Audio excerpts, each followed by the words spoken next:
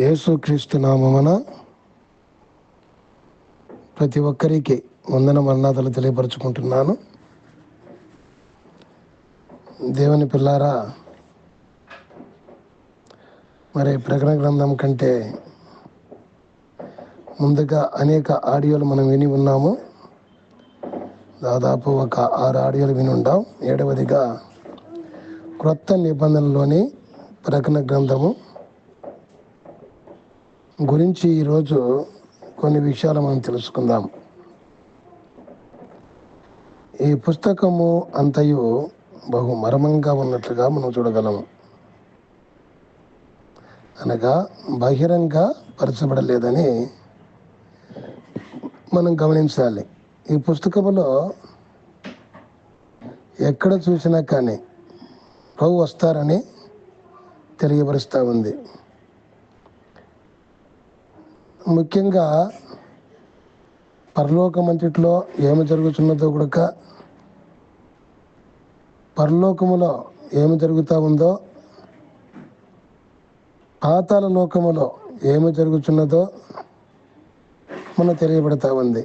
అంతేకాదు, ప్రభు వచ్చి పెళ్లి కుమార్తె సంఘమును తీసుకొని వెళతాన్ని కూడా ఇందులో మనకు తెలియబడతా ఉంది. అయితే సైతాను పని అంతటిని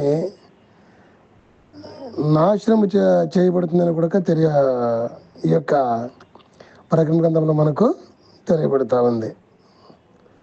బైబిల్లో పాత నిబంధన, కొత్త నిబంధన అను ఈ 2 భాగంలోని సంగతులు బాగుగా జరిగిన విషయం కూడా మనకు ఈ గ్రంథం ద్వారా తెలుసుకోవచ్చు.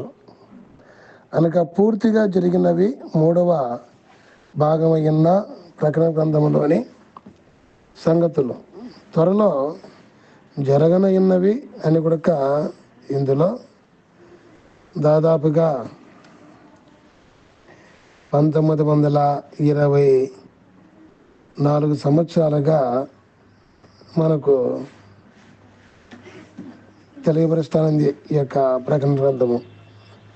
అంటే ప్రకటన గ్రంథం వచ్చి 1924 సంవత్సరాలు చెప్పి కూడా మనం చెప్పుకోవచ్చు. ఎందుకంటే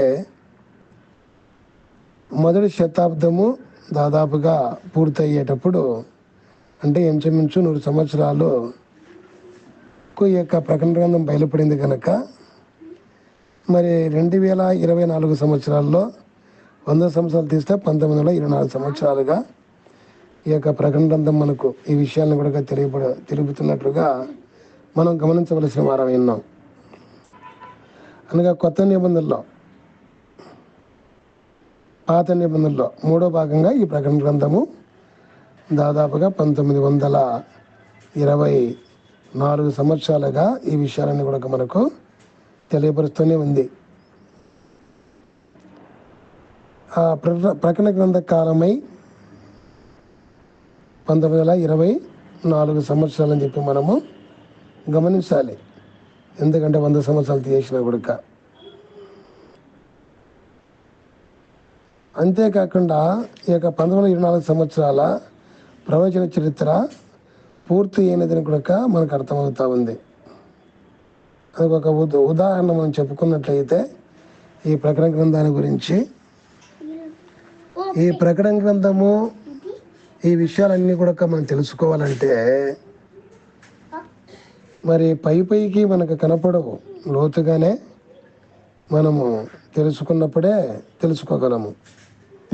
లోతుగా ఎలాగ తెలుసుకున్న విషయం తెలుసుకొని మనము చదివినప్పుడు, ప్రభుని అడిగినప్పుడు మనం తెలుసుకోగలము. ఎందుకంటే పాదరసం మనం పట్టుకోగలమా? ఎవరు కూడా పట్టుకోలేం. ఎందుకు? జారిపోతుంది అది. అట్లే ప్రకటన గ్రంథం కూడా మనకు దొరకదు. మరి పాదరసాన్ని ఏం చేస్తాము? పశువు చేసి రాసుకుని అప్పుడు పాదరసాన్ని పట్టుకున్నప్పుడు అది దొరుకుతుంది. మామూలుగా దొరకాలంటే దొరకదు. ఇంకా కొంతమంది మొరటుగా చెప్తూ ఉంటారు, పేడ ద్వారా కూడా పాదరసాన్ని మనం పట్టుకోగలము అని. ఆ విధంగా గంధ నెరవేర్పు కాలము సమీపించింది కనుక ఎక్కువగా దైవ సన్నిధి ఎందున్న ప్రకటన గ్రంథం యొక్క నెరవేర్పు కాలం సమీపించింది కనుక ఎక్కువగా దైవ సన్నిధి యందు మనము ఎప్పుడైతే ఉంటామో అప్పుడే ఇక గ్రంథ వివరణ కూడా తెలియబడుతుంది. లేదంటే తెలుసుకోలేం. దేవుడి కాలమందు ఎక్కువ మందికి గ్రంథార్థము తెలియపరుస్తూ ఉన్నాడు. ఈ కాలము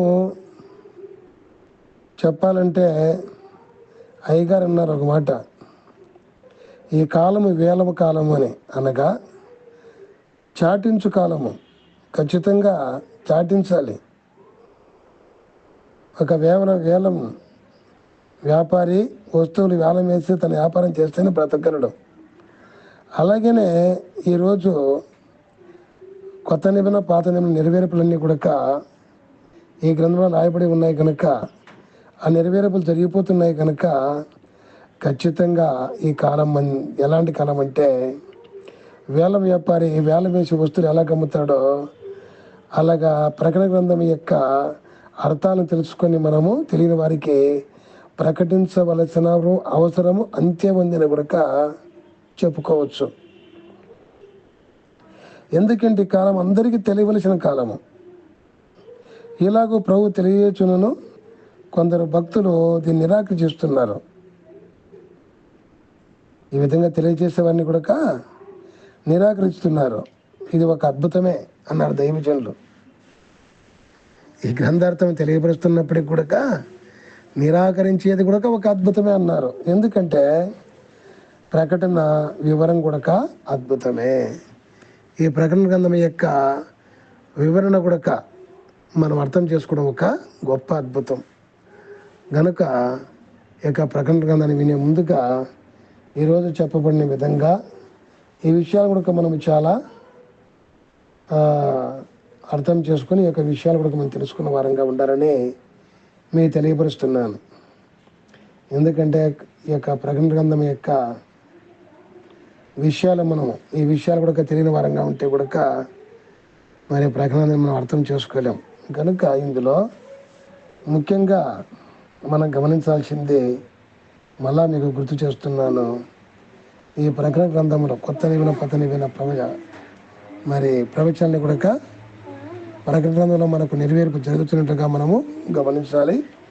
అర్థం చేసుకోవాలంటే మరి అర్థం చేసుకొని చెప్పేవారి యొక్క మాటను తునీకరించకుండా మనం ఈ విషయాలు గుర్తుపెట్టుకొని మరి ఉన్నట్లయితే నెక్స్ట్ మళ్ళా మనం ప్రకటన గ్రంథం యొక్క ప్రతి అధ్యాయాన్ని కూడా మనము సంక్షిప్త సారాంశమును తెలుసుకుందాం. తర్వాత ప్రతి అధ్యాయము సంక్షిప్త సారాంశం అనగా మరి షార్ట్లో మనం దాని యొక్క అర్థాలు కొన్ని తెలుసుకుందాం.